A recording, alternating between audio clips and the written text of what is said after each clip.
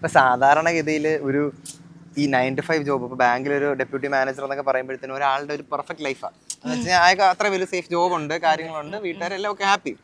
അപ്പം അത് വിട്ടിട്ട് പെട്ടെന്ന് നമുക്ക് ഒരു അഷ്യൂരിറ്റി ഇല്ലാത്ത ഒരു യൂട്യൂബിലേക്ക് പോലും ഒരു പ്ലാറ്റ്ഫോമിലേക്ക് വരിക, സീറോയിന്ന് സ്റ്റാർട്ട് ചെയ്യാന്നൊക്കെ പറഞ്ഞു കഴിഞ്ഞാൽ വല്ലാത്ത റിസ്ക് ആട്ടോ. നിങ്ങളാരും ചെയ്തില്ല. പക്ഷെ അപ്പൊ അതിനൊക്കെ വേണ്ടിയുള്ള ഒരു പ്രിപ്പറേഷൻ എങ്ങനെയായിരുന്നു? ഞാൻ പറഞ്ഞല്ലോ, എനിക്ക് ഈഗോ ഹേർട്ടായി, നല്ല കാര്യത്തിന് വേണ്ടി എന്റെ ഈഗോ ഹേർട്ടായി കഴിഞ്ഞാൽ ഞാനൊരു കാര്യം നിശ്ചയിച്ചാൽ ഞാൻ നിങ്ങൾ നേടിയെടുക്കും. അപ്പം ഞാൻ വിചാരിച്ചു എന്താണ് സത്യം പറഞ്ഞെങ്കിൽ ബാങ്കിൽ പണിയെടുക്കാൻ എനിക്ക് ഒട്ടും താല്പര്യം ഇല്ലായിരുന്നു. ഏതോ സിനിമയെ പറയുന്ന പോലെ നമ്മൾ എന്നെ കഷ്ടപ്പെട്ട് ഇഷ്ടപ്പെടേണ്ടി വരുന്നത് പോലെയാണ് നമ്മുടെ ജോലി. അങ്ങനെ ഞാൻ റിസ്ക് എടുത്തതാ. അപ്പം അങ്ങനെ ആ പരിപാടി അങ്ങ് ഓടിക്കേറി, അതായിരുന്നു അതിന്റെ സംഭവം. പിന്നെ റിസ്ക് എടുക്കാൻ തോന്നി അങ്ങ് എടുത്തു. ഞാൻ വിചാരിച്ചപ്പോ കല്യാണം കഴിച്ചിട്ടില്ല, വേറെ കമ്മിറ്റ്മെന്റ്സ് ഇല്ല വീട്ടില്.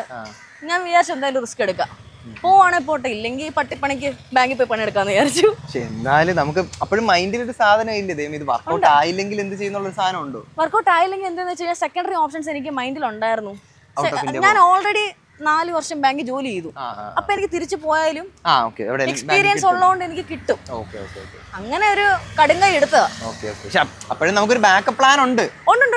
അല്ലാതെ അങ്ങനെ കംപ്ലീറ്റ് ആയിട്ട് ഞാൻ അങ്ങനെ ഇല്ല. ഇപ്പൊ നമ്മള് എക്സിസ്റ്റിംഗ് ആയിട്ടുള്ള സ്ട്രീമേഴ്സ് ആണല്ലോ, എനിക്ക് ഇവരൊക്കെ വർഷങ്ങളായിട്ട് നിന്നാണ് ഈ ലെവലിൽ വന്നത്. പക്ഷെ സത്യം പറഞ്ഞ ഒരു ഇച്ചിരി ലക്കും കൂടെ എനിക്കുണ്ട്, അതുകൊണ്ടാണ് ഞാൻ രക്ഷപ്പെട്ടെ.